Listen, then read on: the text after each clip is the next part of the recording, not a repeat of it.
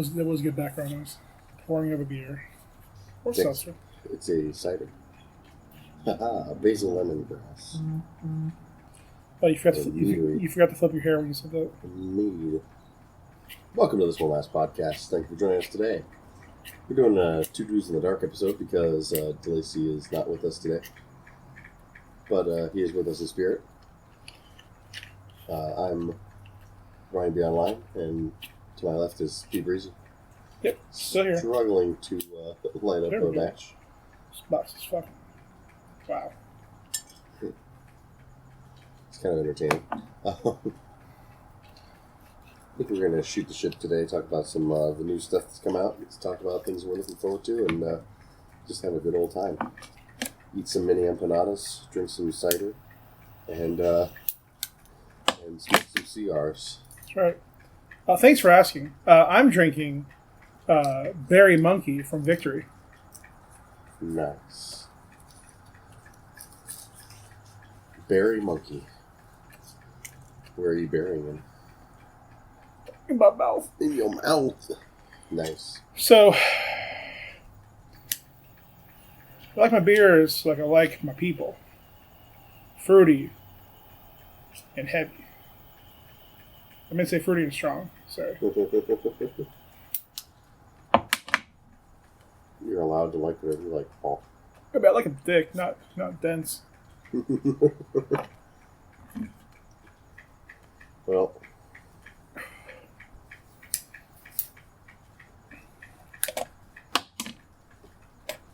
I don't like my beers like I like people.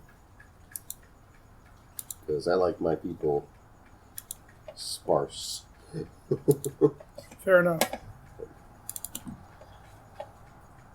I like to keep my homies close. Only my favorites.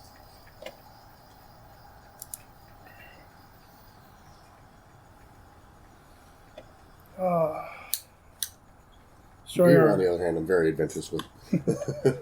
Enjoying our last flashes of human weather in Florida. Yep.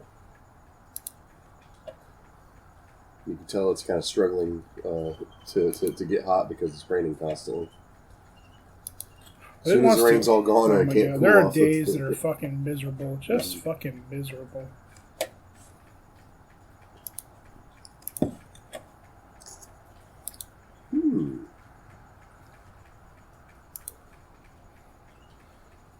That's interesting. That is very dry.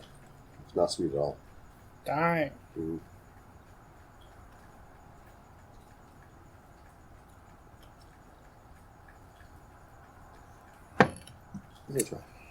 I can try, but I'm already halfway through a berry sour at 9.5%. So yeah.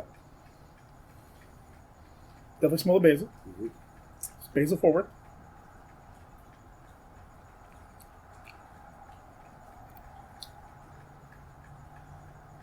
I think I'd enjoy it if I wasn't just coated in sour. Yeah, it's not bad, but it super is light. Very light, very dry. What's it again? Basil and what? Lemongrass. Lemongrass is very prevalent. This is from Charm City. Charm City. Charm City, bitch. Charm City.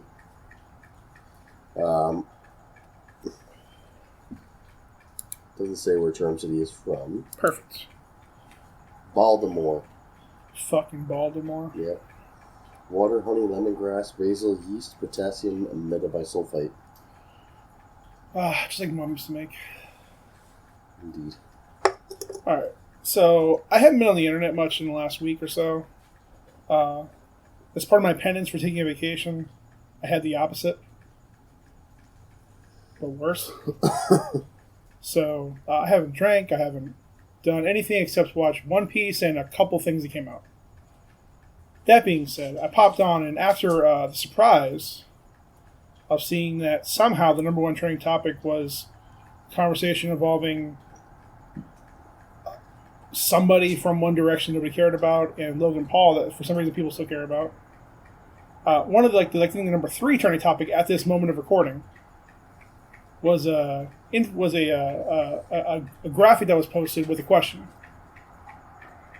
You have to lose 3 forever in any future projects. And it lists like 12 things, which is just too many. Like, nobody loves all 12 of these things. Like, I'm sorry. A small section of the people love all 12 of these things. In fact, I would say some of these are, I used the term earlier, I'll say it again, diametrically opposed. Mm-hmm. Like, you can't love one of these while loving the other thing. It just doesn't work. So, now what I think would be a more interesting question, at least for us specifically, is out of all these 12 things, you only get to have 3. I lean closer to 2 because I think even 3 is probably too much for us. Yeah. But if you haven't seen it, the 12 are Star Wars, I'm sorry, in no particular order, Star Wars, the MCU, DC, Jurassic Park, Harry Potter, The Lord of the Rings, Fast and Furious, Back to the Future, 007, with, for some reason, a logo from the 90s, Star Trek, Indiana Jones, and Avatar. Now, part of me would be very happy if we didn't have any future projects for Back to the Future or Indiana Jones. Yep. Or really most of these. Like, mostly, probably. If there was never another 007 movie made, I wouldn't cry. There's plenty to choose from that are all good. Yeah. There's 20 some odd movies. Mm-hmm. And like, you know, in the MCU we got 20 some odd movies, but they're all, you know, somewhat different. 007, it's all just spy movies. Well, and you know what's funny? I think in this, and I'm going to take a different interpretation. In here, they specify Marvel Cinematic Universe. With DC, they just say DC. Yeah. So that's all things DC. Movies, animations, comics, collectibles, whatever, what have you. So games, they've been strong in the game arena. So I'm just going to say it now, and I don't care. Fuck you guys. Avatar does not belong in this group. Nope. I understand it made more money than a bunch of them put together, but it's had exactly one thing made from it. And again, I won't believe Avatar 2 exists until it's in theaters. You show me all the fucking overmade fucking trailers you want. So, out of these, Yep. what 3 would you take and then delete from your memory the rest of them? I gotta be honest with you. To me, I feel like it's easier to pick. Like none of Let's these. say 2. Let's say 2. You get 2 because I think I also think 3 is too easy. Yep. I think it really comes down to your specific taste, but I think for most of us, 3 would be pretty easy to come up with. So honestly, I feel like MCU and DC are the ones to keep, just because the amount of content you're going to get is going to be different from those two, you know, versus like a Jurassic Park or a Fast and the Furious or, you know, The Lord of the Rings. I mean, there's only so many more books that haven't been adapted from The Lord of the Rings. Yep. They're not going to fucking adapt the Silmarillion. And not that they really could, because it's not really a story. Like, this is a bunch of unrelated loose stories.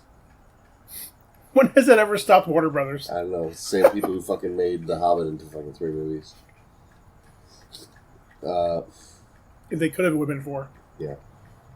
But nobody really cared that much for the first 2. Like I said, if I never saw another 007 movie being made, it wouldn't hurt my feelings. The only ones that I think really even are in the actual conversation, to me, is Star Wars and Star Trek. Because, for one, as Star Wars has recently proven, there is a lot to be mined from the extended universe. With The Mandalorian and all this other stuff. Obi Wan just having come out. Andor on its way out. One of the best movies, one of the best Star Wars movies released in the last fucking 10 years is Rogue One. Yeah. Like, which had nothing Now, to do with... I do want to clarify, I'm changing the question because I think this is too easy. Other than the 2 you pick, Yeah. the rest of them will be lost to your memory. Yeah. Well, I get Okay. it. Just want to clarify. Make sure. Like, maybe with that same breath, you might substitute Star Wars for DC. Might.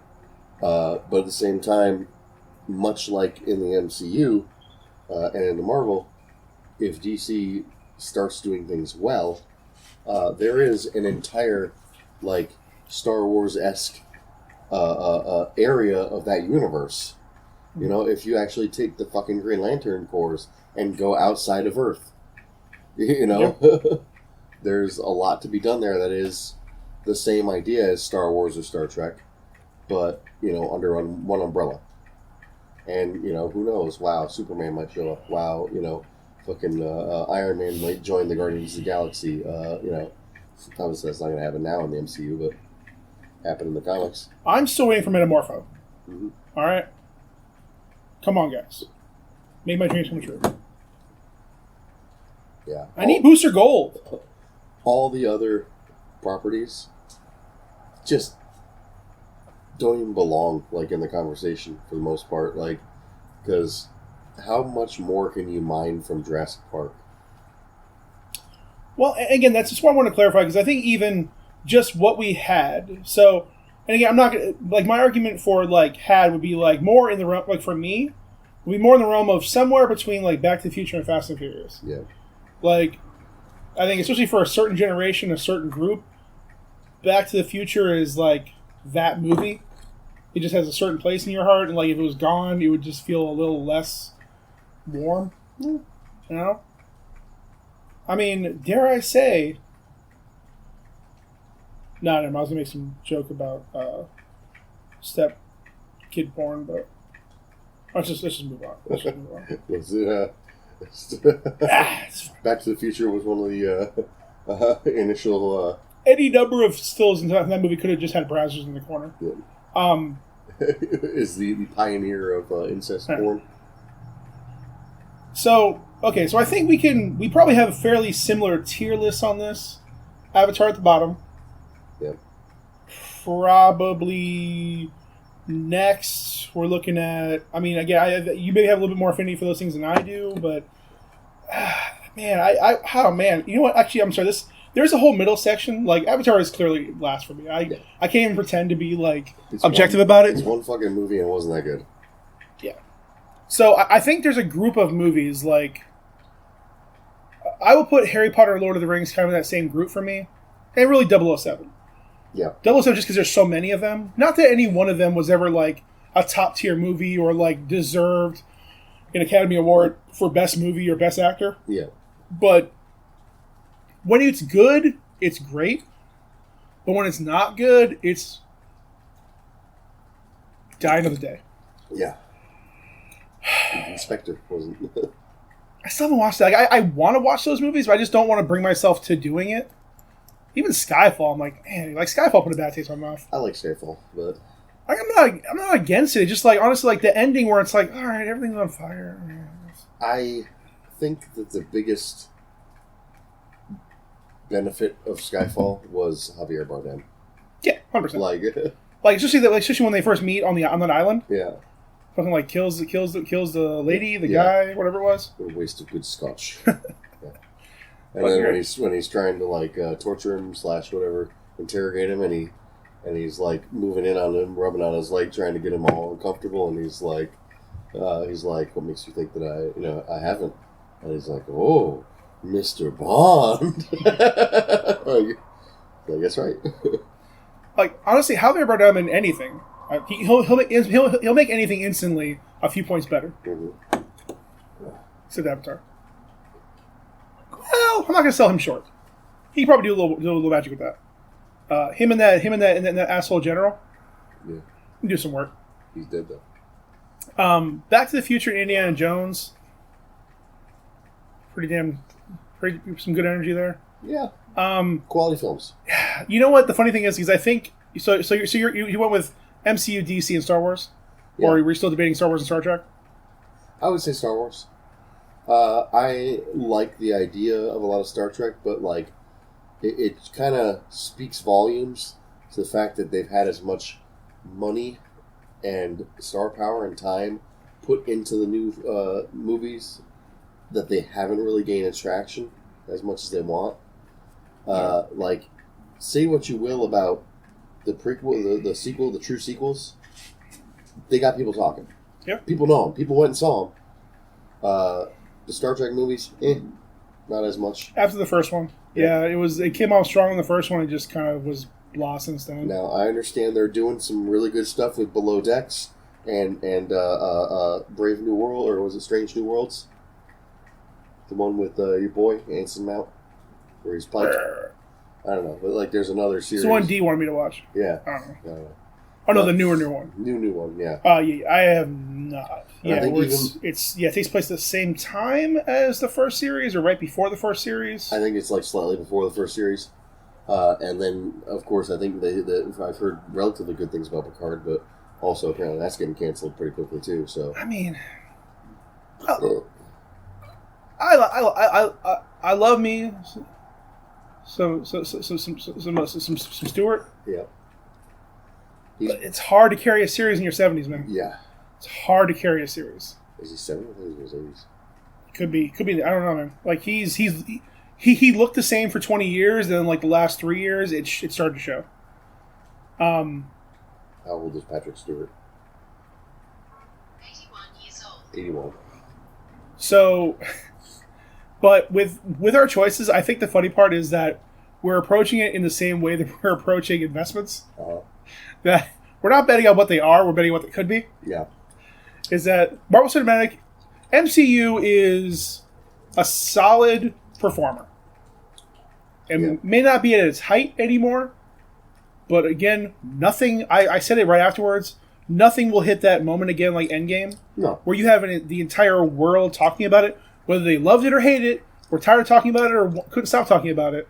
It was a moment in cinema history. Yeah. Specifically, Avengers Assemble. Yeah. But that was a moment in cinema history that we will not see for a long time. I don't think that they're ever going to have another nearly $3 billion movie. But I think they'll have plenty of billion-dollar movies. Yeah. It'll be a very long... I mean, at that point, it'll be more of an inflation issue than it will be just like, it's so great. Because, I mean, I'll be honest, I mean, No Way Home came out of nowhere for me. I really didn't think it deserved to make as much money as it did. Yeah. That overperformed like a mother. Which again maybe helped because I feel like Shang-Chi underperformed. I feel like even the Batman underperformed. Yeah. I feel like there were a few movies that like didn't make as much money as they could have or should have. And damn the hate, I'm still riding the coattails of Massive Talent. Yeah. Enjoyed the hell out of that movie. Heard a lot of shit talking about it in the last few weeks. I'm still going to say Everything Everywhere All at Once. Oh, that's fantastic. Yeah. That's the best movie I've seen this year so far. 100%. Mm-hmm. So I will probably go in the same vein. I have never had any interest in Lord of the Rings. Impressive. It's a cinematic feat that it was even able to be made, let alone be made as well as it was. But I have zero interest in that universe.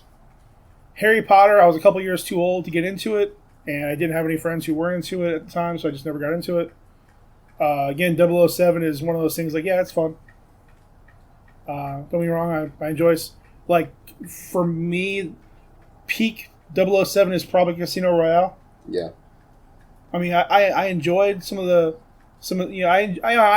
enjoyed a little time with your boy, the Mad Scotsman. Yeah. I enjoyed Pierce Brosnan, but I think that one just between him and Mads and the ball tickling, like it was just like there were so many great things in that movie. They're gonna know you died scratching my balls. It's fantastic. It's a fantastic scene. Great. It's ridiculous and goes fantastic. On to fucking beat the shit out of him. It's like, oh man. Yeah. That scene's hard to watch. It's uncomfortable in many ways. It starts out with just like he did. Just gives him a little sack tap with it, just like, yeah. And he's like, yeah. It's all downhill from here. Yeah. Star Trek. That was never really in my wheelhouse because I was part of those early nerds where it was Trek vs. Wars. Mm-hmm. And Fast and Furious, man, that's a That's almost like an outlier in the same way as like Avatar, but for the opposite reason. Like it's just there because of numbers. He's just playing a numbers game. Yeah. It's like John. It's like John Sally. Like he was just around a long time. Like he wasn't great. He was just around a long time. Yeah. He just kept cranking those bitches out every 2 years, regardless of whether we wanted it or not. Regardless of quality. Here we are, 11 years later. We got 10 films out of it, and 2 more on the way. And nobody cares. Like it peaked. It peaked with Paul Walker, and they're just running on fumes. Yeah. DC, because I think especially if it was explicitly DC, like DC movies, that's a different conversation. Yeah. Because I think they got some good stuff on the plate coming up. I mean, and some of the things, like a lot of these other things, when it's good, it's very good. Yeah. Your Dark Knights, your the Batmans, your Suicide Squads, the Suicide Squad. There we go. Yeah. All these titles I've done. DCAU. Yep. Like, yeah, when it's great, and when it's not, it fucking hurts. It fucking hurts to watch. Yep. I mean, in like 6 years we've had like 9 different Jokers between voices and physical live action. Yep. Only 2 that were enjoyable.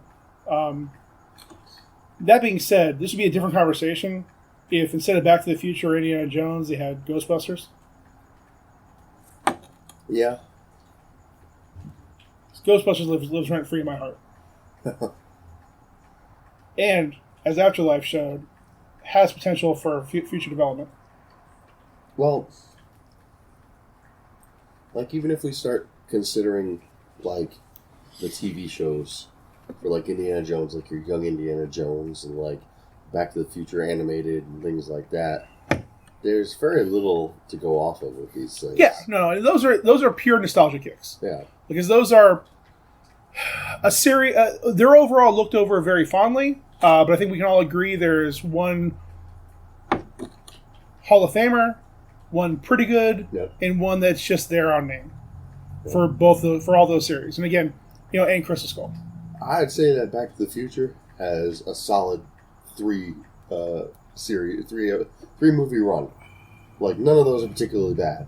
Even Indiana Jones, none of those movies are particularly bad. Like, I mean, I definitely could say differently for Star Wars. Mm-hmm. You definitely could say differently for Jurassic Park. I tell you, you know what they should have done? Kicked Avatar out of there and put Terminator in there.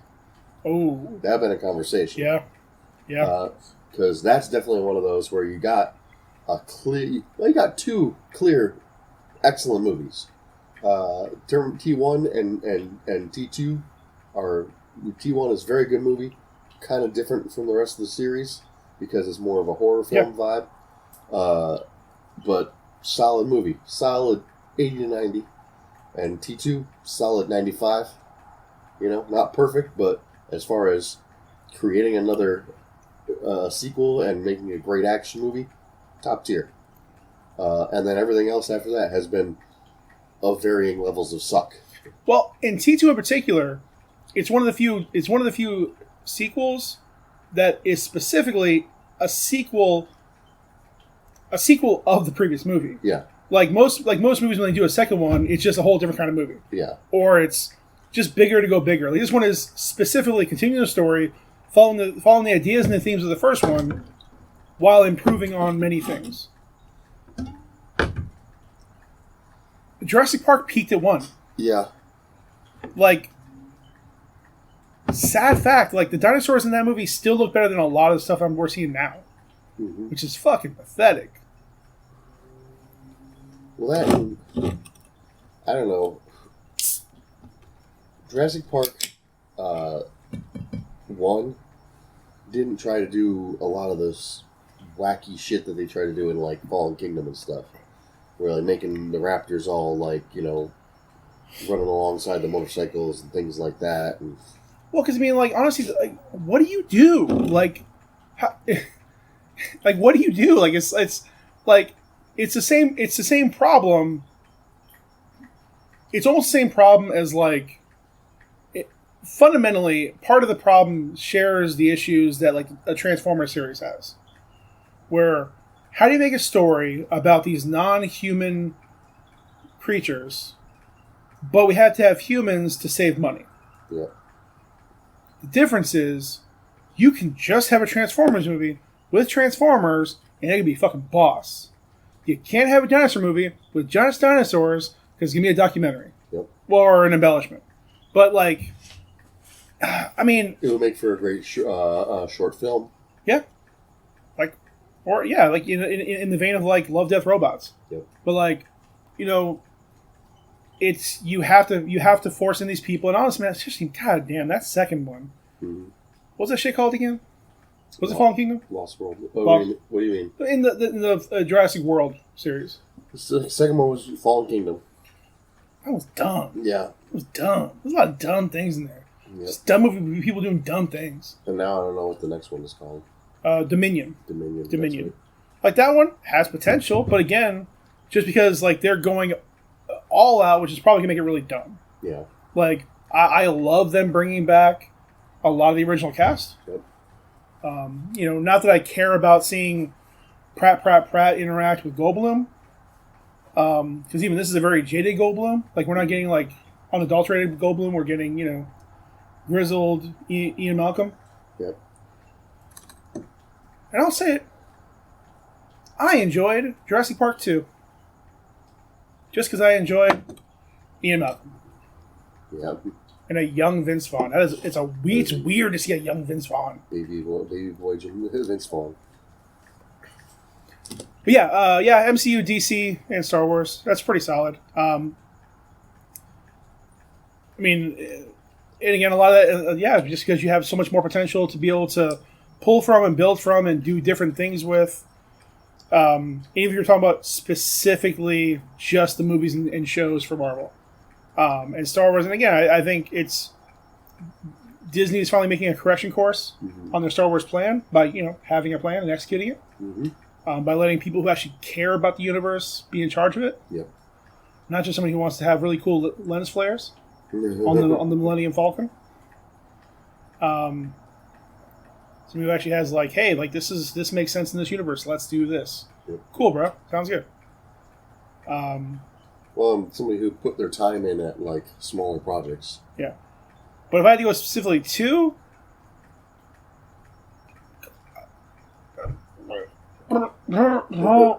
Star Wars and MCU. I think I'm actually saying Marvel and DC. Yeah. DC and Marvel. Sorry, DC and Star Wars both have massive potential. Both from what has come and what's been canonized, non-canonized, and all that.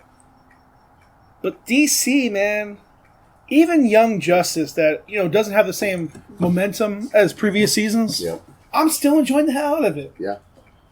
Like DC, just it's such, and that's the depressing part. It is such an impressive universe they have established, both in the comics and the animated features, animated things, that I can't understand why they can't bring any of that to live action. Like, why can't they make this happen? Like they've only succeeded in standalones and James Gunn's. Yep. Like, don't get me wrong. Like, yeah, James Gunn will do some work for you. Which that was a standalone. It was. Again, I mean, I'm giving the benefit of the doubt of it being that in a series, because the series was also a fucking boss. Yep. But like, how do you have Batman and Superman and the Lantern Corps and the fucking Amazons and the Atlanteans and the Martians and 1,000 other universes, the fucking Hawks? Yep. You have Thanagarians. The Thanagarians and the people they fight. Who do they fight again? Most the fucking like 50s aliens, fucking head people. The starts with the R. Anyways, you'll fucking tell us. Nobody's listening to this, but who are the enemies of the Thanagarians? Use nuts. Use information from Legion of Superheroes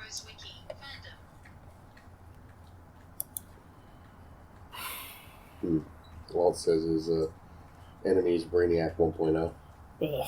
Anyways. It actually doesn't matter. But they're basically like their version of... it'd be like the Kree if they couldn't transform. Or the Kree don't transform. It's their version of the Kree. Well, it's funny, it's like... Yeah, Marvel and DC. Oof, that's really weird to say. The Thanagarians are basically fucking Stargate. It's like for a long time they were just assumed to be Egyptian gods, and it turns out they're aliens and...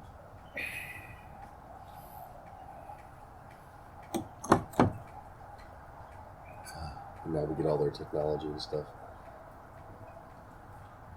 Yeah, there's a lot going on there that could... And I would even argue that, like, for Marvel's success in the MCU with Guardians of the Galaxy,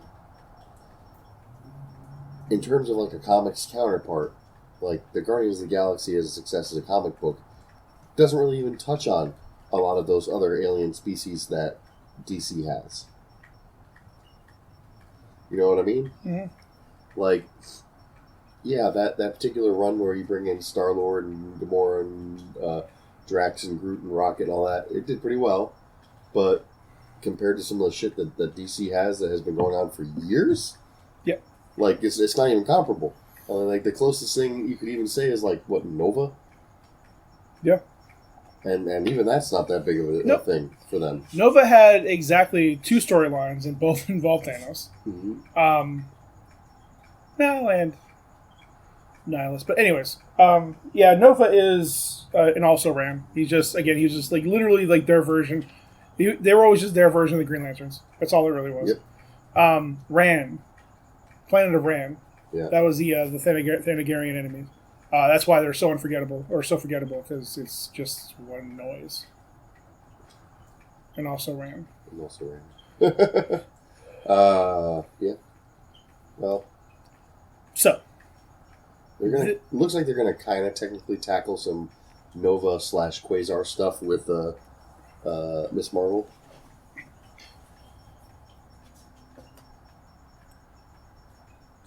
They should. I didn't read. I never read much of Nova. The one series I did read was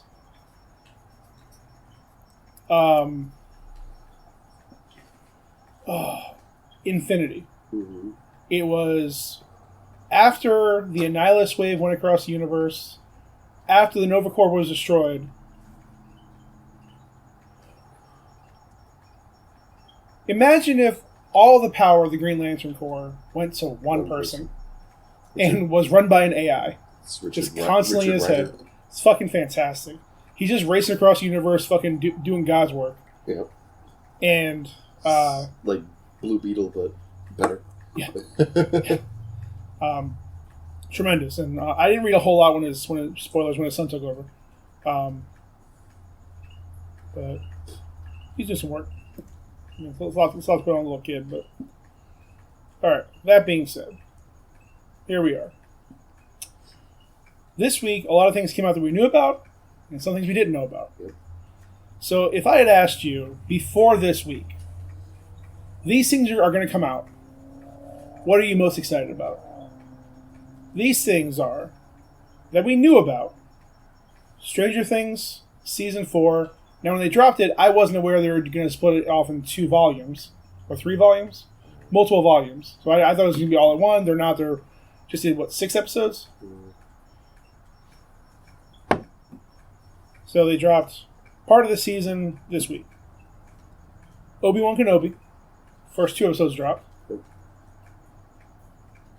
Top Gun Maverick was coming out. And then, with very little fanfare or promotion, Norm Macdonald, they released his last recorded special, which was just him recording some shit in his home studio, appropriately titled Nothing Special. And literally out of nowhere, at 10 o'clock at night Eastern Time, Yep. Bo Burnham drops Inside Outtakes, which is basically just Inside 1.5 Yep. with over an hour's worth of content on his YouTube page. Which of those would you have been most excited for? Had I known, Inside Outtakes. More than Stranger Things. I haven't seen Stranger Things. It has been on a downhill slide for a while now. I think even knowing that this is going to be the last season. Is it the last season? I thought they had one more. I thought they had a season 5 coming. 4 is all I know. I thought this was the last one. That was my understanding, but needs to be. All the kids are like 20 now. Mm-hmm. It's been so long. Drake's no longer interested in Millie Bobby Brown. Womp womp. He knew, man. She's looking good now. Good for her.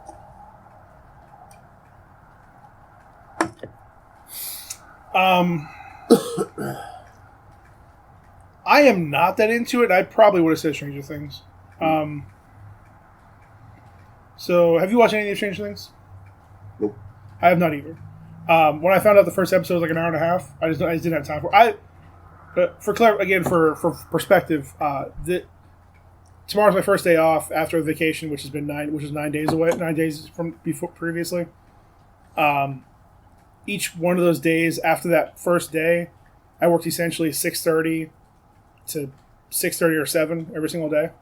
So I had just enough time to come home, watch like one or two small things, then go to sleep. And that was mostly just watching One Piece. Bright side, I'm now less than a year behind. So only 50 more to go. 45, I don't know. I'm not sure how many breaks there were. It's depressing. You haven't watched Norm Macdonald's thing yet? Not yet. Okay. I watched.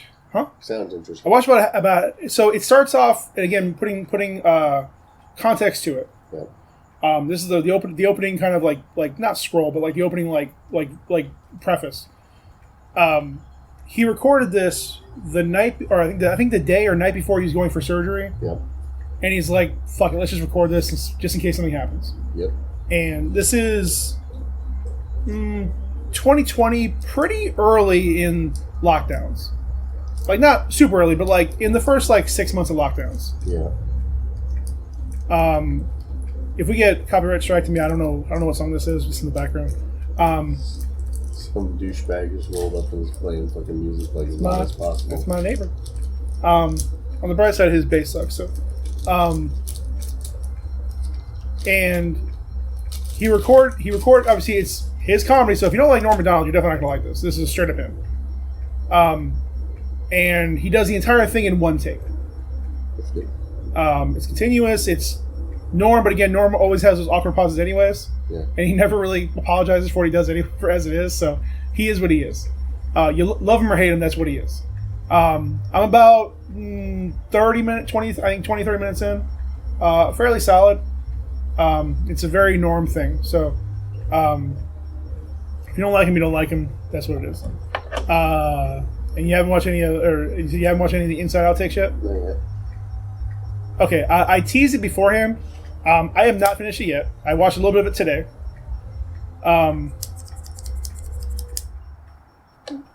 I think it is best viewed in desktop mode or on a larger screen. And you have to actually actively watch it because there are numerous things he does to take advantage of being on YouTube. A lot of jokes he has in there where it plays better knowing it's on a site like YouTube. Yeah.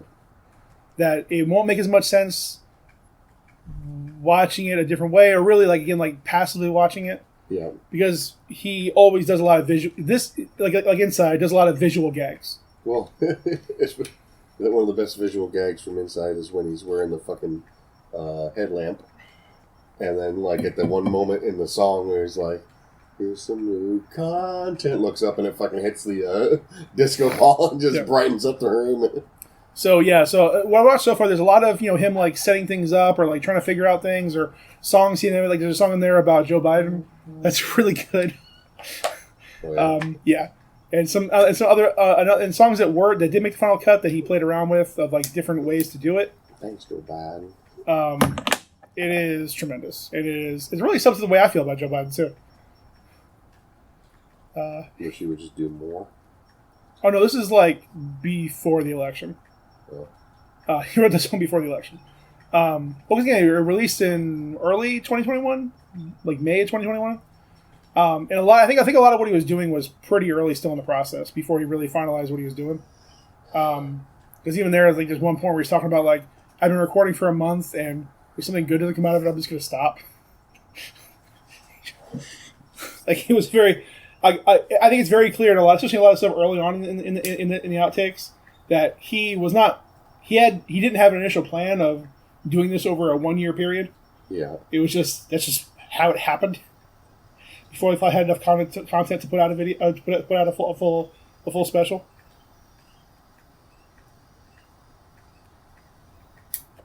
I'm enjoying it again. Understanding that it's outtakes, and he dropped it on his YouTube page. Definitely worth a watch. If you enjoy his style, 100%, 200% need to watch it. 200%. It's about an hour and a half, however long it is. Gotta watch it. And Top Gun Maverick. I'm actually really interested in watching this. Me too. And doing pretty well. It broke the Pirates Memorial Day record. Did 160 million domestic, $300 million worldwide. It's like Tom Cruise's best opening weekend in a long time. Mm-hmm. I didn't look it up, but it feels like that's the answer. It could well be.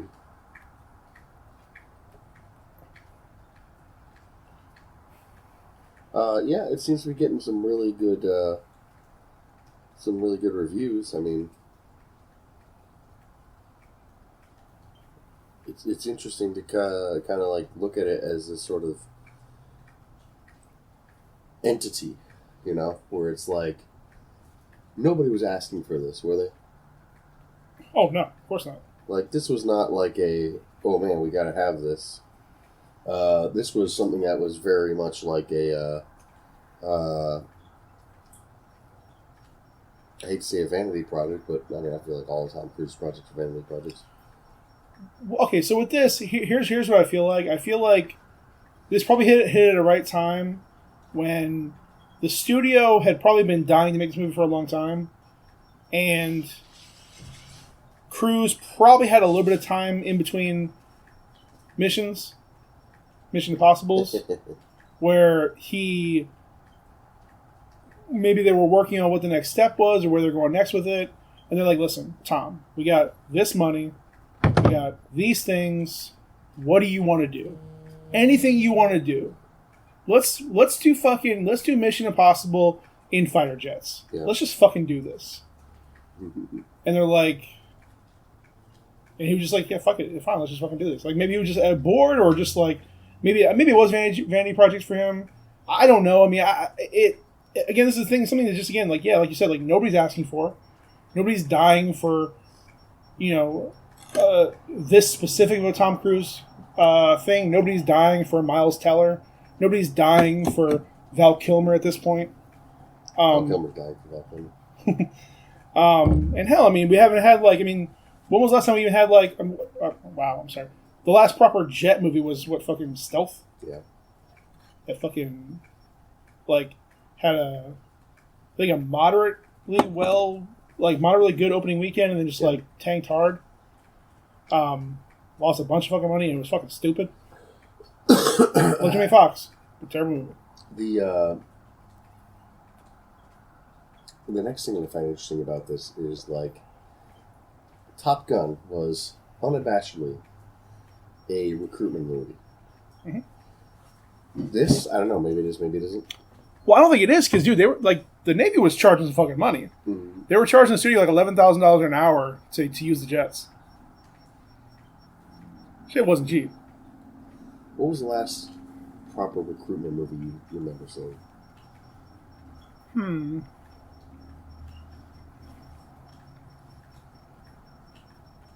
And the other question that kind of piggybacks off of that is, like, films like the Hurt Locker, or like what's the name with your boy American Sniper? Yeah, like are those recruitment movies? No.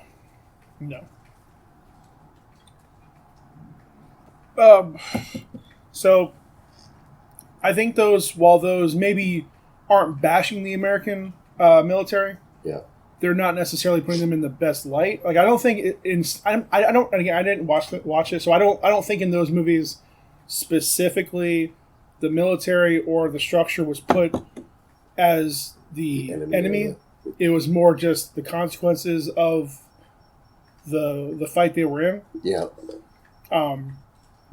Still placing our quote unquote enemy as the enemy in the movie, like the people who built the IEDs or people who were the insurgents or who were the people running around bombing places, like they were the enemy. It was just the consequences of having to go in there and be the world police. You know what? I honestly don't know. I've never been a huge military movie guy, so I'm sure something that came out after 9/11. I don't know, Black Hawk Down. When did that come out? I feel like that was pretty kind of gung ho. Maybe. Oh no, you know what? Fucking Marky Mark. What's that movie he fucking did? Lone Survivor. Yeah. That fucking shit. Everything Marky Mark does is a fucking like be a cop, be a soldier, be something. He's always fucking shilling something. Fucking Marky Mark. Hashtag not my Sully. Fucking Marky Mark.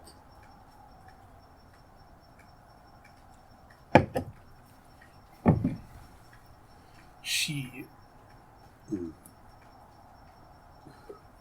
you think that we'll see more recruitment movies coming out as a result of this? I don't know.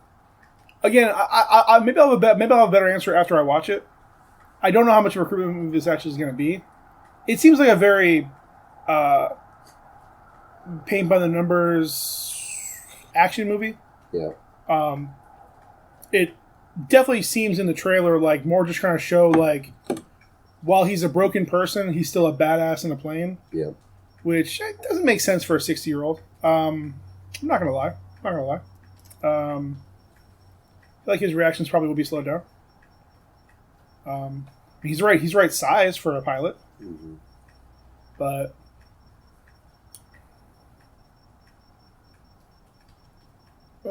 I mean, yeah, it's always going to be there. Like that subculture is always going to be there, and you know, there's always going to be producers and directors that want to make those kinds of movies.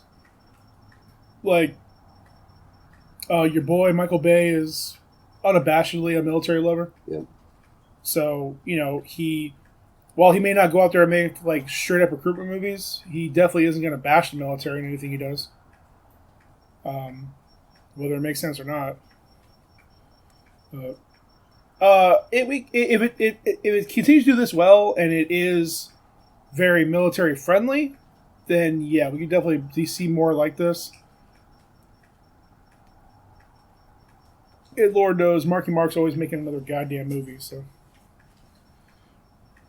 what would concern me if it was like if it was a movie on like the scale like this, yeah, where you have a big name attached to it, you have proper money attached to it, like an actual like assumably well made script attached to it, people actually like believing in it, and it's just like sucking the military's cock.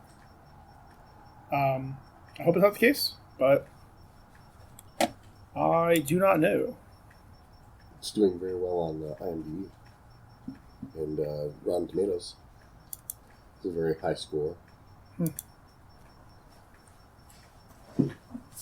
Very, very high score. It seems to be getting received very well. Which is, again, interesting because I reiterate, nobody was asking for this movie. Yeah. This is just a studio who's like, they probably finally just broke Tom Cruise, and he's like, yeah, I'll do this, sure. 8.7 on IMDb, 97% Rotten Tomatoes. 96% Google users liked this movie. So at the very least, those who didn't like it didn't find it so offensive to need to run out and bash it. Sure. Mm-hmm.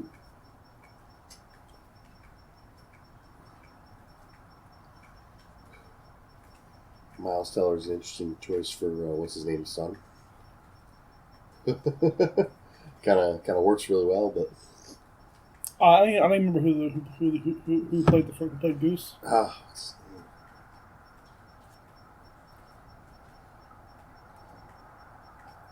feel like I should just always have IMDb loaded for this. There's your wheelhouse. Yep. Well, you know, it's a great place to find all the answers you need. Anthony Edwards. Son of a bitch.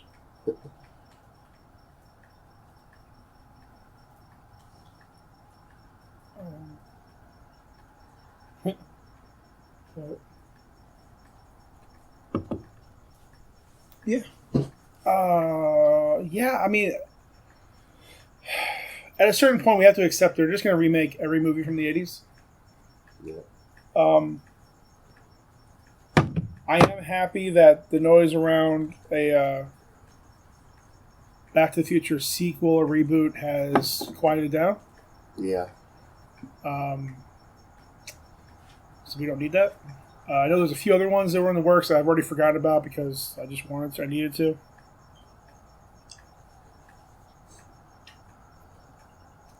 Well, and it's like, I mean, what would you do with a Back to the Future remake? Like, you gonna go back to the 80s? Well, and that's the thing, like, there is no need for it. Mm-hmm. Like, a continuation is one thing. If you want to create some weird thing moving forward where, it's... But yeah, it's the same exact thing. Like, what, you're going back to the 80s just to go around the events from the non-child traveling parts of the first movies? Yeah. Like, there's no need. There is zero need for another movie, a reboot, a sequel, even a reimagining. Like, and what do you do? Like, again, like, not that I'm saying the issue, the potential motherfucking was a main force in the film. It was definitely an issue. Yeah. But you can't do it the other way. Nope. And if they did it, I mean, I'm gonna say sadly but true, they probably would end up being a female lead in the role. Yep. And I don't know what you would do with it that would make it worthwhile other than just redoing what you already did. Basically, just fucking Force Awakensing it. Yeah. Like, outside of just doing a Force Awakens version of Back to the Future, like, there's no reason to do it. There's no methodology to do it. It's just, hey, I need some more money. It's really all it is. Oh, yeah. Well, is there a good way to do this? Is there a way to do this that actually would be fun and entertaining and interesting? Like, Back to the Future in name and maybe in spirit, but it doesn't try to rehash the same plot points, doesn't use the same character. Kind of like the Evil Dead remake. Is there a way to do that? What car do you use? Tesla Cybertruck? So Your what goal would is no longer to be? get it up to 88 miles an hour. You have to have zero net carbon emissions. What's a silly car from the last 10 years? I mean, honestly, the Cybertruck would be perfect. Mm-hmm. It would never be produced, but it'd be one of those great inside jokes. But if they did it, I honestly, I don't know what you could do because again, like, again, obviously we're not writers. Yeah. We don't pretend to be screenplay writers or content creators in the grand sense. Despite what 20-year-old us may have had aspirations for. 20-year-old Paul wanted to start a porn studio. No, that's true. 20-year-old Ryan wanted to act in that. Oh, not together. No. I don't. What do you? Because what do you do that isn't just exactly the same as Back to the Future, or isn't just some variation of Doctor Who? Yeah. Or isn't just some weird variation of Rick and Morty? Yeah. Like, it's been done so many times, I don't know what you could do to make it original. Well, that's the thing. I think Rick and Morty kind of changed the game on it. That's the thing is, like, the only place to go with that would be to fuck around with the multiverse. Yeah. Where you somehow are able to do that while tapping different timelines and having them overlap. And, like, bringing one from one timeline to another and then creating this paradox or creating a weird schism. Like, I don't know what you would do. Like, again, like, it's very, like, the universe is very clear in that the rules were once you change something, it's changed. You really can't go back. Yeah. Even when it goes back at the end, it's still fucking changed. Yep. Uh, Well, it creates an alternate timeline. And that timeline is forever,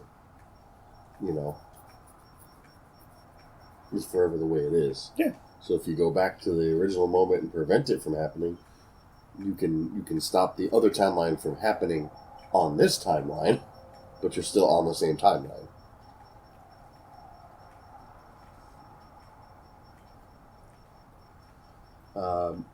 Yeah, I think it's definitely one to skip.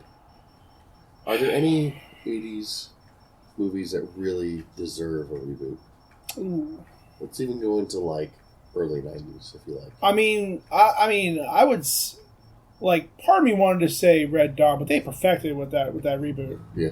Like, that sniper shot on Hemsworth, cinema gold. I laughed for, like, 5 straight minutes. That was tremendous. That was fucking tremendous. Because here's the thing, man. Like, you just can't make those movies. Yeah. Like, if you did, it would be self-aware, or it'd be, it wouldn't be it wouldn't be honest. It wouldn't be what it was. No. Like, you just can't. Like, it's just like the best part, honestly, about those 80s, where it was just a decade where they're like, fuck it, make dumb movies. Who cares? Yeah. Make fucking Buckaroo Banzai in the eighth dimension. Like, nobody fucking cares. Fucking do it. Mm-hmm. Who cares? Yeah, man, whatever. Fucking Jeff Goldblum in a cowboy outfit. Who fucking cares? Fucking do it. Go crazy. It's what we're doing here, guys. You know, all those Stallone movies, all those fucking Schwarzenegger movies. Like, just fucking go, man. Let's go nuts. What about an over-the-top remake?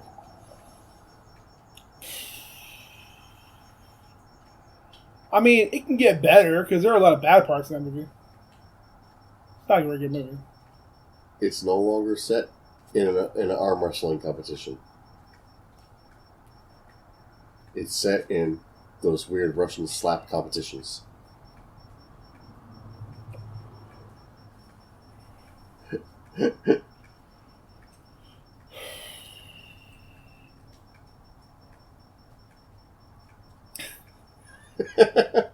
He has to slap his. Do you remember the plot to that movie? Yeah, he had to arm wrestle somebody to give the custody to his son. But here's the thing. He already signed it away. So the only reason he has it is because the grandfather just says okay. Yeah. He signed it away. He got the money. There's literally he has no legal recourse to get his son back.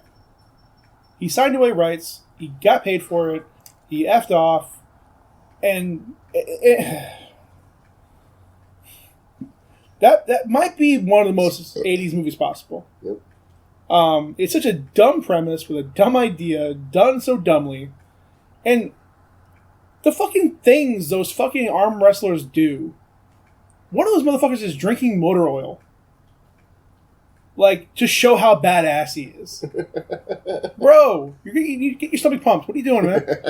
Like, I think it's the same one who, like, ate some metal. He did something stupid to me. Like, I think he ate a cigar. Like, he just kept putting dumb shit in his body. Like, what are we doing here, man? Have you seen the Russian slap competitions?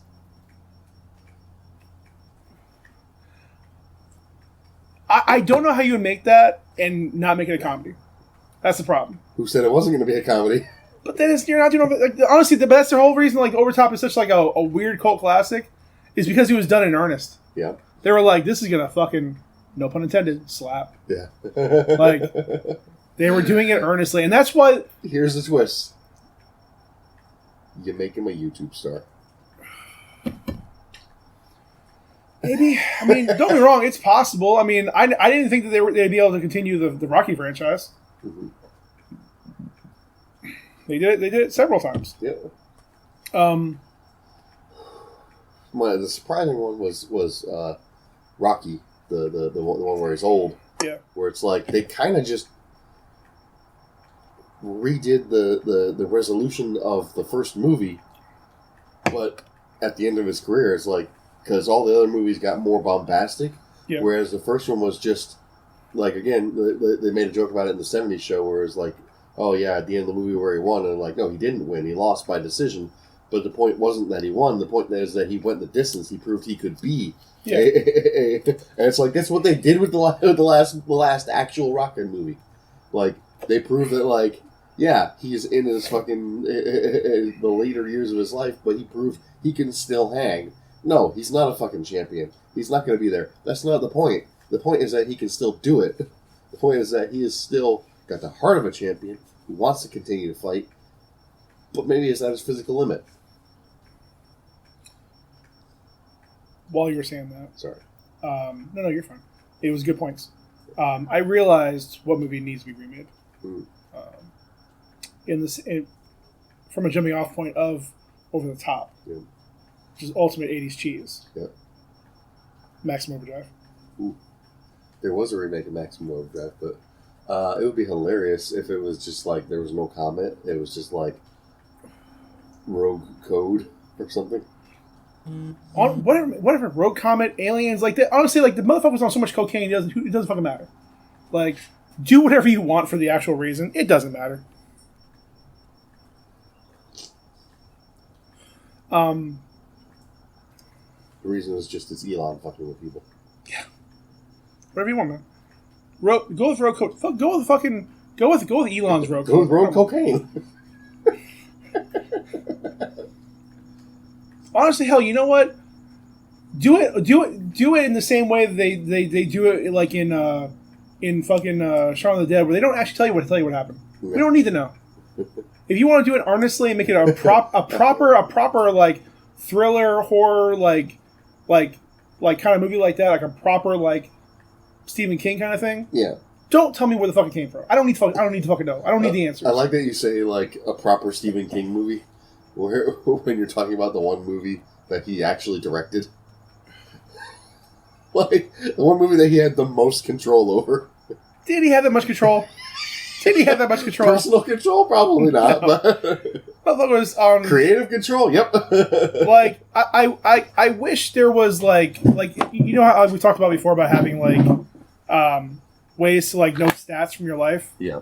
I want to know the stats of how much fucking cocaine did that guy do?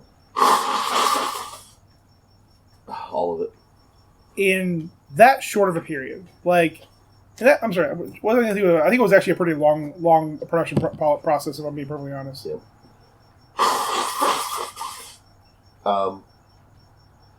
I just love the fact that Lisa Simpson was in it. Sure.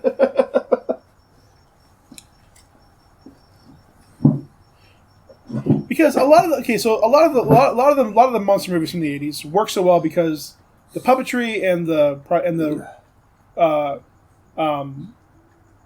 practical effects were done so well. Yep. And if you do it now, it would be CG. Did you watch the Mr. Sunday movies on Jurassic Park?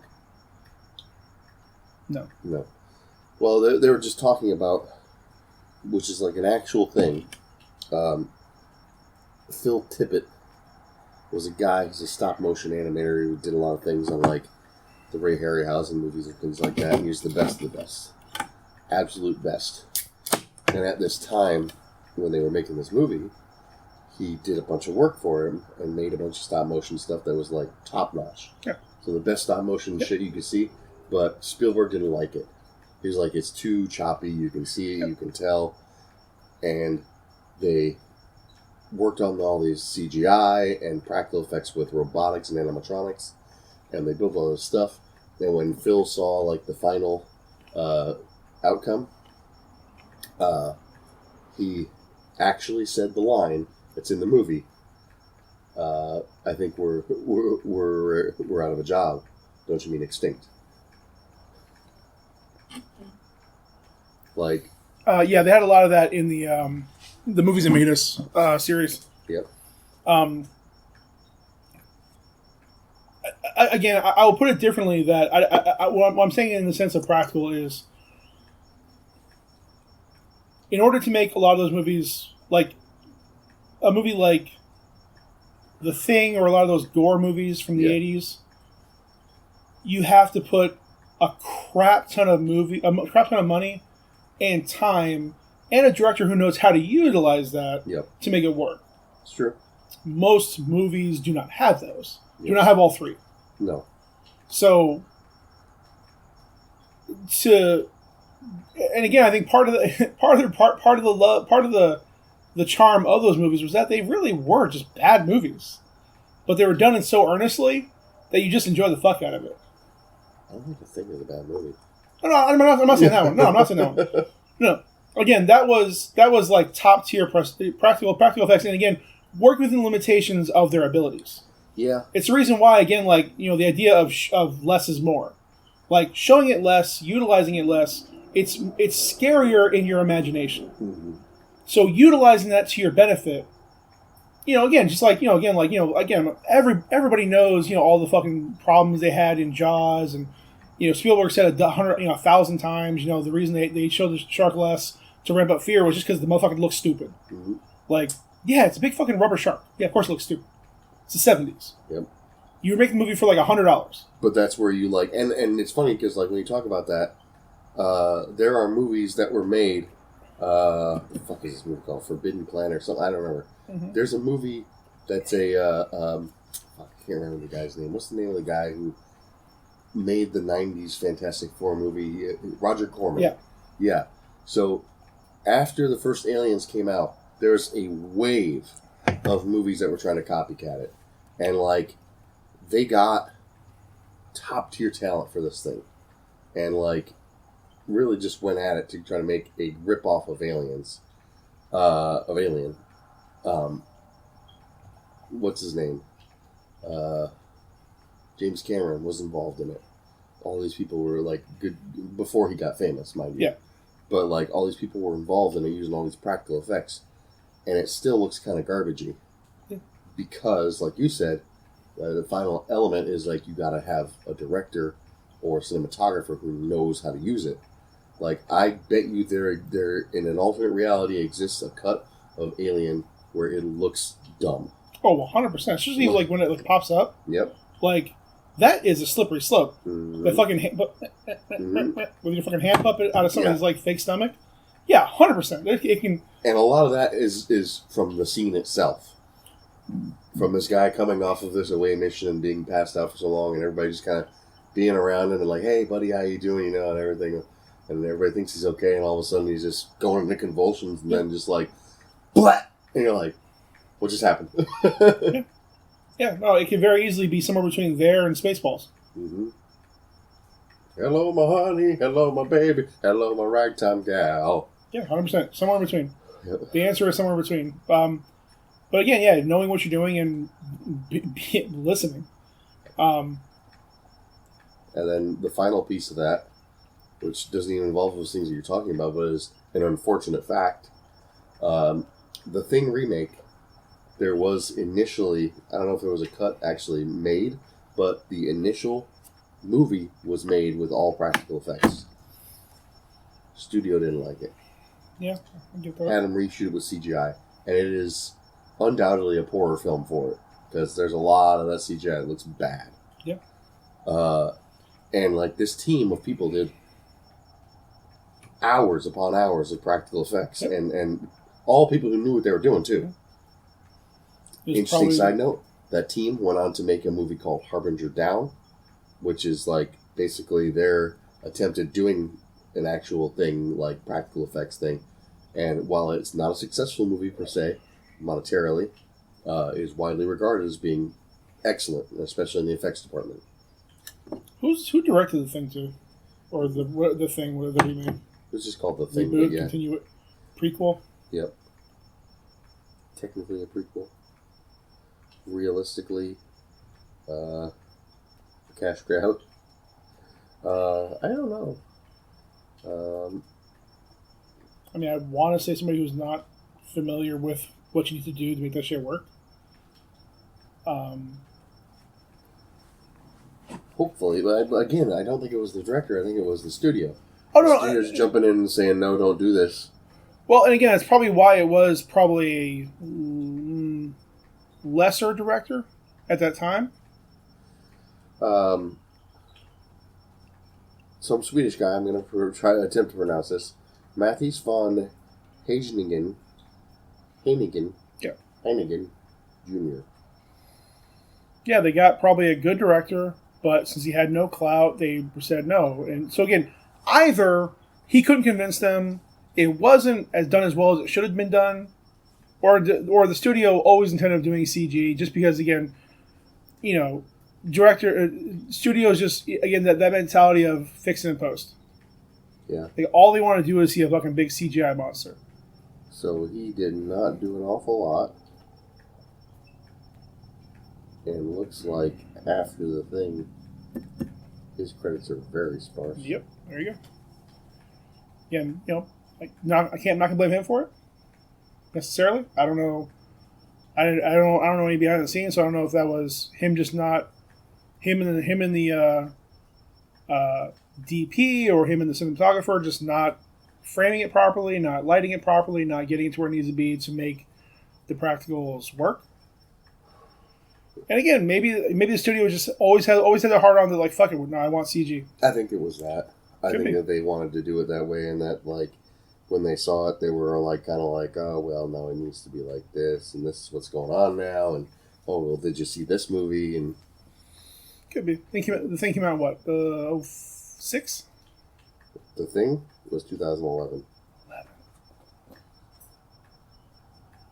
Interesting enough, second billing behind Mary Elizabeth Winstead is Joel Edgerton, who plays Uncle Em in Obi Wan.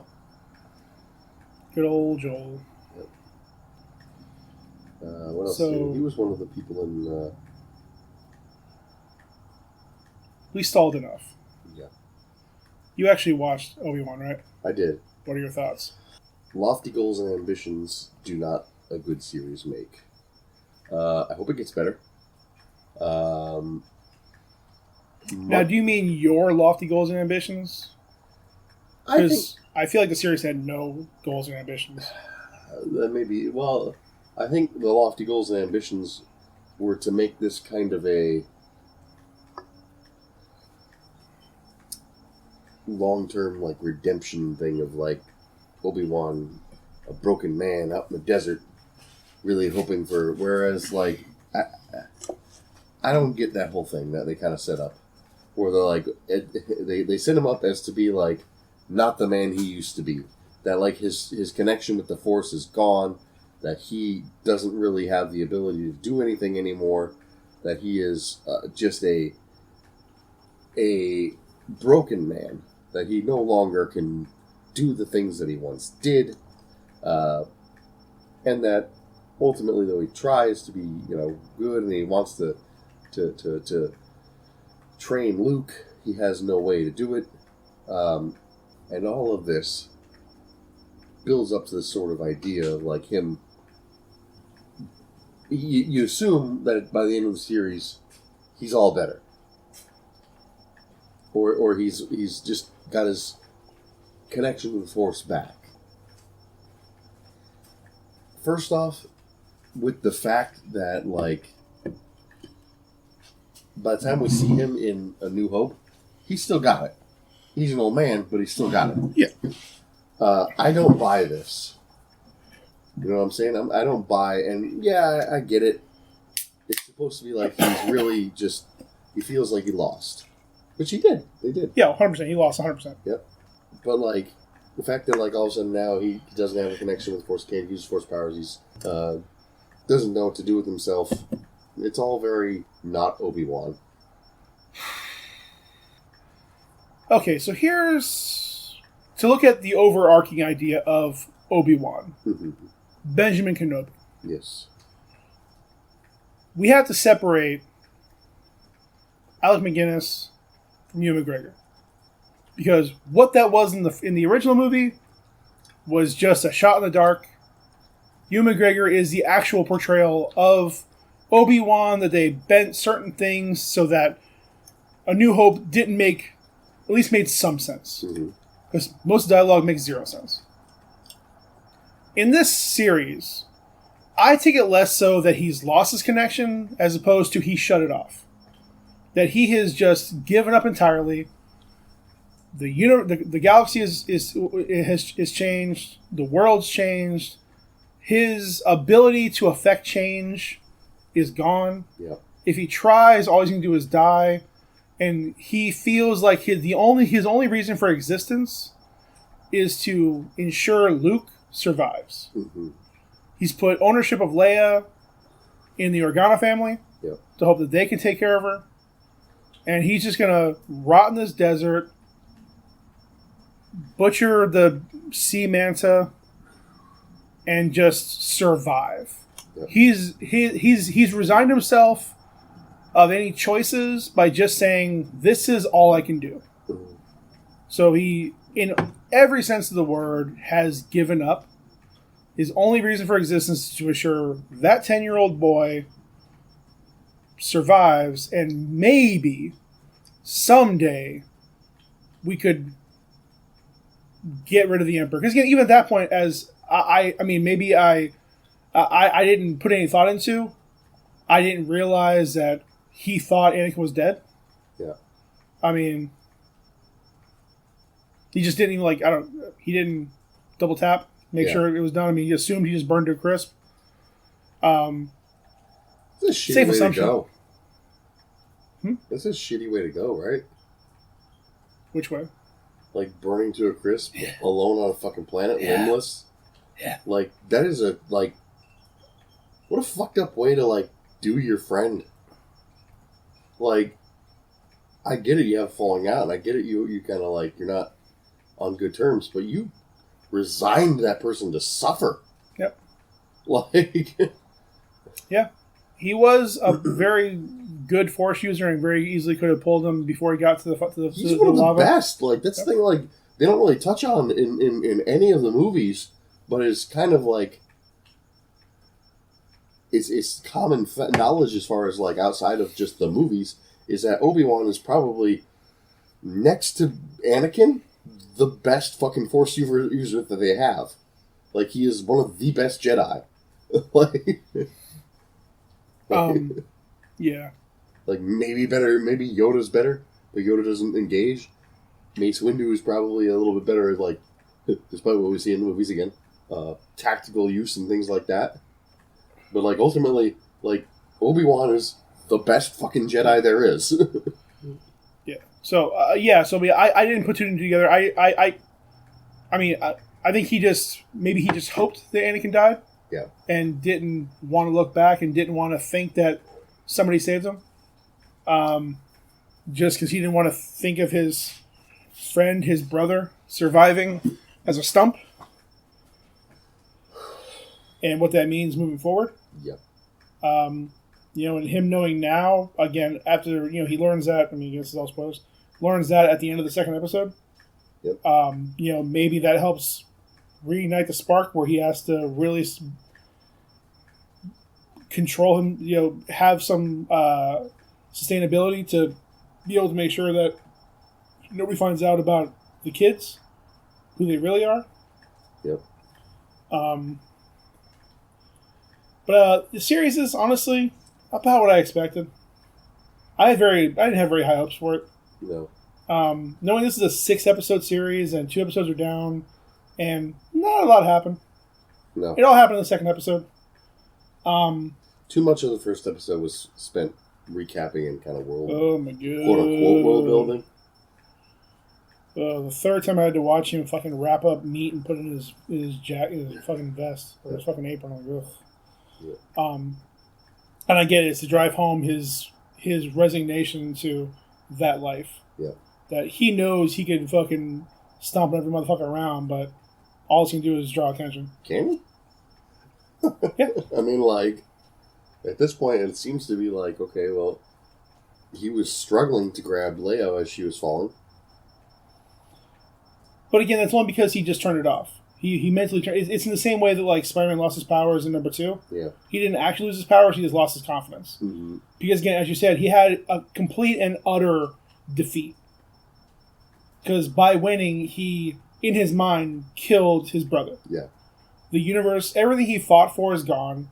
The Jedi Order, the people, his friends, his family, everybody he knew, with the exception of the Senator, is either dead, missing, or corrupted. Yeah. So, all he can do, and honestly, the only reason he's probably even just surviving is just because of Luke. Yeah. If it wasn't for the kid, he probably would have said, fuck it, and just gone on a suicide mission at some point to try to take down the Emperor. Yeah. So his only idea is just to save the only thing he thinks exists that connects him to his former best friend. Yep. /charge/ward/problem. Yeah, no, and don't get me wrong, I think that their connection is severely undersold. Like, the problem with a lot of the way that they present relationships in the movies, and part of it is due to the fact that you're supposed to be a Jedi, don't have relationships.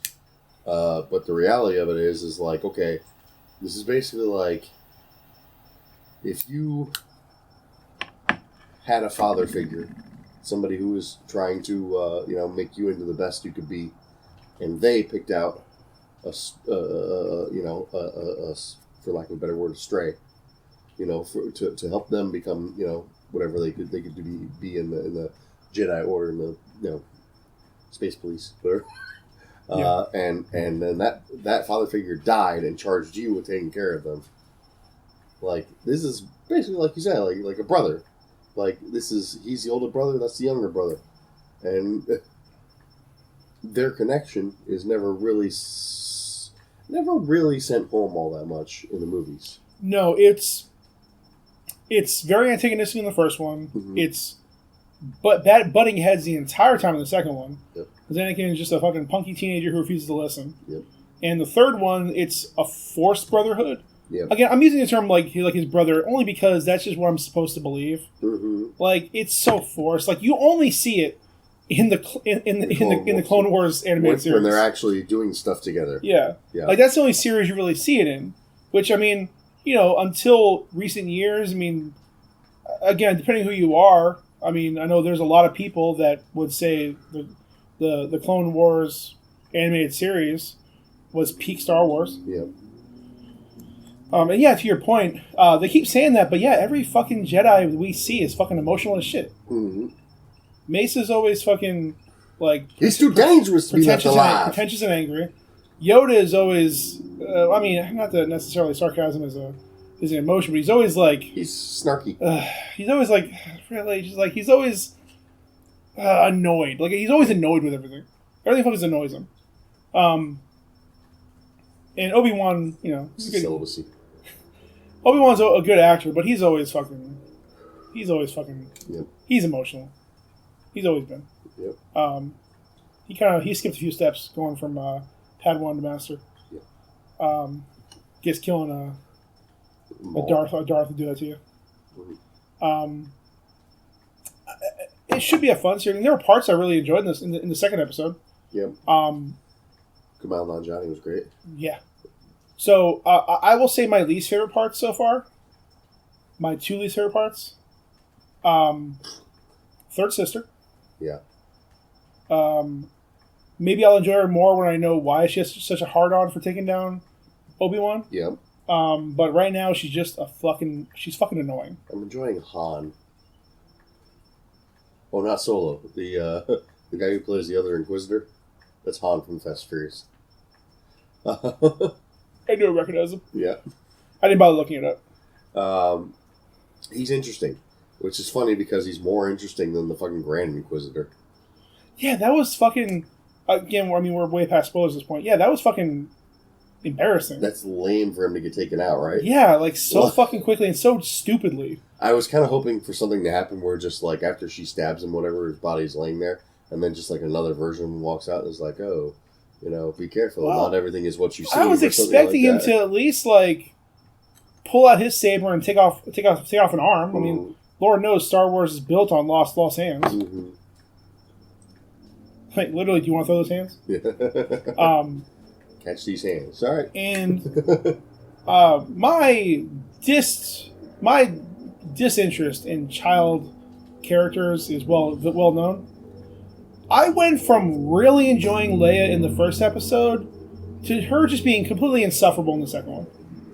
I never had an enjoyment part of that. She was just like, I don't know if it's just the actress or the way that they're like asking her to play this character. Like, okay, so I'll reframe that. I really enjoyed her scene when she's shutting down her cousin. Yeah, that's good. And even like when she's talking to her mom and her father, like I enjoyed parts of those. But then from as soon as Flea picks her up, I just stopped caring. Yeah. Like she just became insufferable. Yep. And like again, like I know she doesn't know who Obi Wan is, and obviously her family wouldn't tell her who he is. Yep. But she's just the fucking worst. Yes, she's just the worst. Not a fan. Yeah. Enjoy Camille. Yeah. Loved him. Yeah, Camille is great. And it's interesting to see like that kind of a thing where like people are using Jedi as a grift. Like and that's dangerous too, because again, like he knows they want to kill Jedi. Yep. The only thing saving him is that he is clearly not a Jedi. Yep. Oh, the part where she throws him up against the walls. No, that wasn't magnets. Which I am surprised to learn that magnets exist in the Star Wars universe. I mean, how do they work? Yeah, it could have been magnets. How do they work?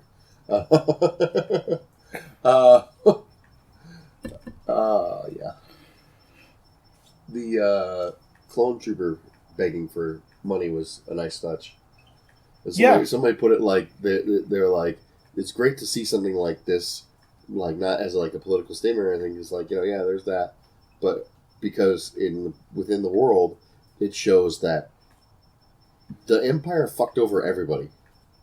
Like the Empire didn't just turn on the Jedi; they turned on the clone troopers. They turned on all the fucking people. They turned on they basically installed an autocracy, I guess, for lack of a better word, where it's just like the rulers are the only ones who matter.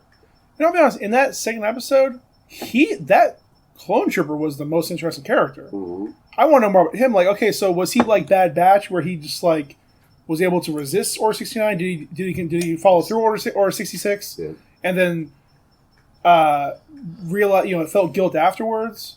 Was he just left behind and he just stuck there? Like, what happened? Because he was, and again, the way his armor is, he was a higher ranking. He wasn't just like a grunt. Yeah. He was at least a sergeant or something like that. I don't remember what all the colors and stripes mean. I mean, I know there's a whole wiki for that. I don't care. Wikipedia for that, but I know he wasn't just a fucking like private. He had some kind of rank. Yeah. So how did he get to that point? Because again, like it wasn't like the stormtroopers just like were all thrown away. Like there's still a bunch of them are still clones at this point. They're just older. Yeah. Some of them are clones. I think at this point, some of them are conscripts. Oh no, it's more of a mix. But I mean, like there are like again, like they were still like their direct order was follow the person in charge. Yep. Regardless of who they are and what they're telling you to do. So that's why Order 66 is followed, because even though you have soldiers who work side by side with these Jedi for years, you're now being told kill your leader. Yep, by the person who is in charge of the Empire. Right. Yep. So like, how did he get to that point? Anyways, that aside, I really enjoyed his assault on the drug factory, drug place, the overall crime building. Spice. Fucking weird. I mean, again, like, there's one room for spice, and the rest of it is just, like, rooms for holding people. Like... Human trafficking. It's like the Continental for villains. So fucking weird. I was expecting a Bryan Cranston cameo. It'd be nice, or at least an allusion to it. Or a Bryan Cranston. Time to cook. Yep. That's a spicy meatball. His use of the spice was interesting. That was great. That was fantastic. Yep. I loved him fighting it. It's like it hurts because he hasn't thrown a punch in years. He hasn't like done anything in years. So like all he's done is just cut meat and survive. But him getting back into the swing of things was fun. Oh Lordy. Again, it has good potential, but again, this is one of those series that didn't need to exist. No. And we already know the end point. So all it really is just like, okay, we're going to have fun for a little bit as maybe he rediscovers his desire to live, kind of. I would be almost more interested in an actual Obi Wan prequel, in seeing how he became a Jedi, how he got on how did he meet Qui-Gon? Like where, and hopefully it's not just some boring ass shit, but he would just be assigned to him. That's really all it is. I think it's all. I don't know the process for Master and Padawan, but I think you're just assigned by the Council. If I'm being perfectly honest, I think once you get to once you reach a certain age and pass certain trials, you're just assigned. But what gives them is everything we see in Phantom Menace the extent of Padawan selection? Find a youngling who has high midichlorian counts, and there you go. Now you're a Jedi. What goes on? I think again, my very limited understanding of it, based on the context I see, is I think it's younglings much younger than Haley Joel Osment doing the test to get in. Yep. And then once you're in, you can still wash out. Yeah. Whether because of emotions or inability to control or things like that. So unless your counts are it's probably very similar to a private school where the more you have, the more leeway you get. Yeah. So if your midichlorian count is very high, or if your ability to use is very high but your count's low, what part of the test are you good on? Yeah. Do you just got a lot of money? Are you actually able to pass the tests? Can you win us trophies? Will you be a great soldier, a great warrior? Because at a certain point, it goes from being a religious sect to being a peacekeeping force to being police to just being soldiers. Yep. It has this wild change even within the movies that we've seen. Yeah. Well, that's where do they get conscripted into this war? What is the choice process behind that? Because it's not very fucking common for police officers to just oh, hey, there's a war. Yeah, I'm gonna go sign up. In any country, really. Yeah. I don't know what kind of series or movie I want to see. Probably something more pre Skywalker saga. Yeah. More of how we got to this point. But again, I'm sure the information's out there. I just haven't bothered reading it. Yeah. Where do we get to a point where not that I want to see a young Yoda necessarily, or I need to see a Mace running around doing his thing. Are we seeing a young Yoda? Are we kind of seeing a young Yoda? The curious thing to me is especially with the Child and the Mandalorian, is okay, so Yoda's species is extremely force sensitive and they're very good at it, yada yada yada. Why is it that a 15-year-old can't talk? Tell me, 50 years is not long enough for someone to develop, for a creature to develop speech patterns that is clearly capable of it. So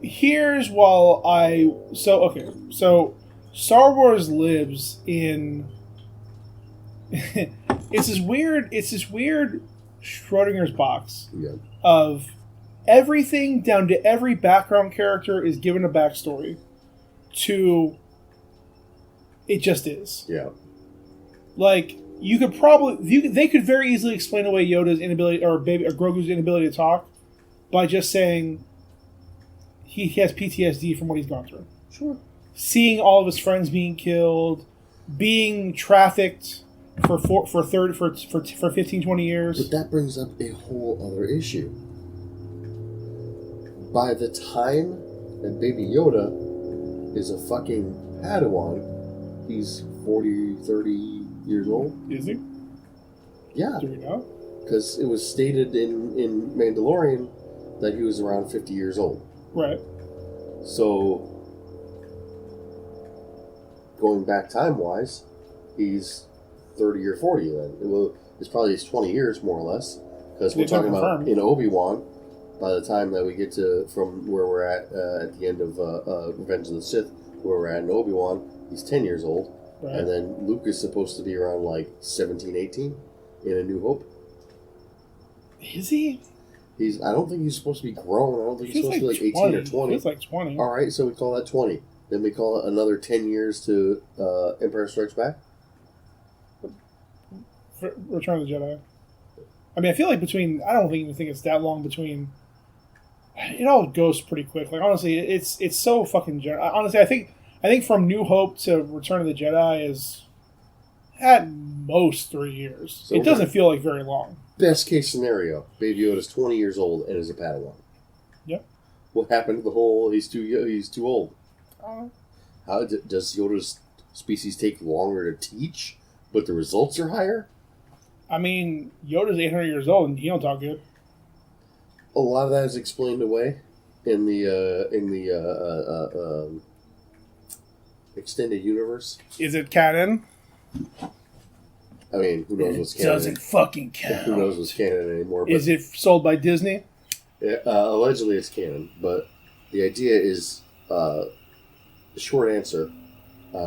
Language was different 800 years ago, and that's how we learned to talk. Oh, I'm not arguing that he shouldn't be able to talk, but there's always an excuse why something's happening. Yeah. Again, because the real answer is it's easier to sell a character that can't talk. And also, he's 50 years old. He still has the impulse problems of a fucking toddler. Yep. Like, if I'm speaking my truth, Grogu is essentially Stitch. Yeah. They're just selling us a Force-sensitive Stitch. Yep. That's all they want to sell us. They want to sell us They want to sell us a nice Disney creature. Somebody that you don't have to worry about dialogue for. Yep. You can just assume or insinuate by how he's acting. And so, when he's walking around, just, people are fighting to the death and he's just drinking broth. He's just, it's funny. Yep. Where he could have easily said something and then avoided all these misunderstandings and confusions. It was like, oh yeah, I saw you when you were first brought to the temple. What's up, bro? Yeah. Again, that's always been Star Wars' problem, is it's the weird in-between of vague and over-explained. Yeah, overly specific and not specific at all. Yeah. Where it has this, unlimited potential and immense catalog of backstory and things you never needed to know. Yep. And yet, you still have no idea what the fuck's going on. I mean, let's just be honest, man. Lucas never knew what the fuck he was doing. He got lightning in a bottle and thankfully had friends who knew what they were doing. Yep. And kept him on track. Well, he had friends who knew aspects of what he had.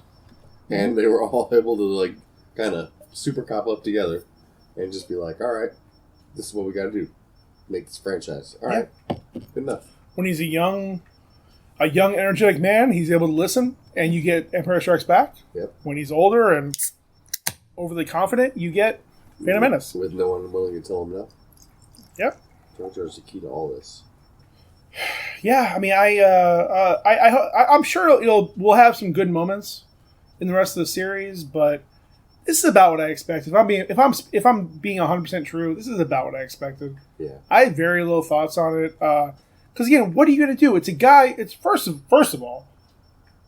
Now you got to explain to me, how are we going between 8 and 10 years? He's going from Ewan McGregor from Daddy Wan to Alec McGuinness. Yeah. Like, how is he getting that fucking old that fucking quick? Yep. Like, is he gonna be fucking scared 20 years in the future? Like, what's gonna happen? Like, this is the problem where they do these things. Like, it would have been so much easier to do this show 5 years later. The thing of it is, it also may just be like Ewan McGregor aging more gracefully than Sir Alec Guinness. That's the thing. They should have aged him up. Like, the 10 years should have been a lot harder on him. Hey, don't get me wrong, like, Ewan McGregor is older, but he's also still a very pretty man. Yeah. Like, Alec McGinnis, like, looks 80 years old. Like, I'm sure they'll explain that being out in the desert will bleach you faster, but, again, like, there wasn't enough change between episode 3 and where we are now. Yeah. His hair is just longer and he's scruffier. That's some kind of nerf herder. Indeed. It's not the force because they still want him to be pretty. 58 years old when he did that. Who? Ewan McGregor. Ewan McGregor is 51 years old now. Alec Guinness is 58 years old. He motherfucker looks 70. So 7 years is not going to turn Ewan McGregor into that. No. Like, Ewan McGregor is a beautiful man. Yep. Hello there. Hello there. I actually used that. Nancy texted me earlier. She's like, "Hi." I sent back the GIF. Hello there. Oh yeah, no, in the recap that was the best. That was the best part of the recap. Yep. I'm glad I didn't skip that. But yeah, just Daddy Wan, and it's just you're not going to get it. Just they're trying to force too much, and that's fine. I mean, if you want. Nice. Definitely. Hopefully, it gets a little better. It's definitely has some spots of brilliance. Third sister jumping around the rooftops would be a lot more interesting if it was like edited better, where it was like she's actually following him. It was done so poor. It started off really well. Yeah. It's like, oh, she sees it, and it wasn't that far away. No. I feel like it wasn't that far away. Like, okay, so you've been a Jedi for how long? You still can't fucking, like, jump? Yeah. Like, I understand you only get one dash per day. I get that. You can't jump? His name is Rendar. Yeah, no, it was a little rough. Like, I wish that, like, they would have done something. Like, it's just the editing. Like, the sequence was fine, but there was no, like... There's no tension. There's no pace. There's no, like, all right, she's clearly following him. She's right behind him. There's oh man, she's going to catch up. No, it was just like, she's hopping around the rooftops, and then he's sitting there for 20 minutes fucking around with the bounty hunters and, like... And then, honestly, for zero reason, she runs into Kumail. Yeah. Like, zero reason why she would have ran into him. Yep. Because where that noise was coming from, like now, and again, honestly, in that whole scene, the biggest failure was not cutting to any of the Inquisitors sensing his Force use. Yeah. Like, really, man? Because he would have had to put out a massive spike of force of midichlorians in order to draw upon to use it, because he hasn't used it in 10 years. Yeah. Like, assumably, he hasn't used it in about 10 years. Yeah. Again, I don't know if he used it from day one or said, fuck it, like, from the moment he fucking left that fucking lava pit, he's like, I'm not using the Force anymore. Yep. Whatever that time frame was, round at 10 years, they would have felt that, because he would have had to exert more than he needed to save her. Yep. Grand Inquisitor, Han, Third Sister, nobody reacts. There's no reaction shot. Yep. And that's what we needed. Yep. Some kind of, like, he's doing the thing, he's saving her, and he's like this, he's like, and she lands, and then just all of a sudden you just see, like, they all, like, turn and, like, look. Yeah. Immediately just turn it's the whole reason he doesn't use it. So, based on that, he could have been using the Force this whole fucking time. They wouldn't have realized. Nobody would have cared. And he intentionally doesn't use it at all. They even call it out. They're like, it's too dangerous to use the Force. Why? They don't sense it. He doesn't sense it when they're doing it. It's poorly directed and poorly edited, I think, is the issue. Like, it's a good concept with potential, but they just... But I feel like Deborah Chow has done some good stuff. Yeah. Like, I recognize the name. I don't know where from, but I know she's done some good stuff. Like, if not, like, if other Star Wars series, other things that I recognize, I want to say. I mean, I could be wrong, but I thought she was involved in something, whether it was Mandalorian or something. So, like, yeah, like, it just doesn't make sense. Like, there are small things you could do to make this more impactful, and they're not doing it. No. And he could literally say anything that would have, like, at least given her idea that he was connected to her father. So she's done The Mandalorian, Better Call Saul, American Gods, and Mr. Roboto. Yeah, all fucking good things. Like, there's no reason why they should be like Man this. in the High Castle. Jesus Christ. She's got some real, like... You know what? Actually, you know what? I'm sorry, this is a sidebar. I need to finish that series. Snowfall, Lost in Space, Jessica Jones. The most recent Lost in Space? Yeah. That got some good reviews. I never watched it, but I heard good things about It it. was alright. Fear the Walking Dead, but the less said about that, the better, in my opinion. Rain. Well, no director's going to save that series. No. Turn. Yeah? Washington Spies? Yeah. All There's good some other stuff. ones that are less, but I mean, like, yeah, she's got some pedigree under her belt. Like, All premier cable shows. All premier shows. yep. Premium shows. Not like she's doing some bullshit like Big Bang Theory. No. Proper shit. Alright. Well, hopefully something will change. It'll get better. Maybe. Is that an episode? Yeah, it's fine. It's enough of this bullshit. All right, well, thank you for joining us. We had a good time talking about some stuff, and we'll do it again another day next week. Hopefully, D be back. See how it goes. Rest in peace, Miami Heat. Mine. Rest in power. Out of the playoffs. Yeah. Where are the playoffs?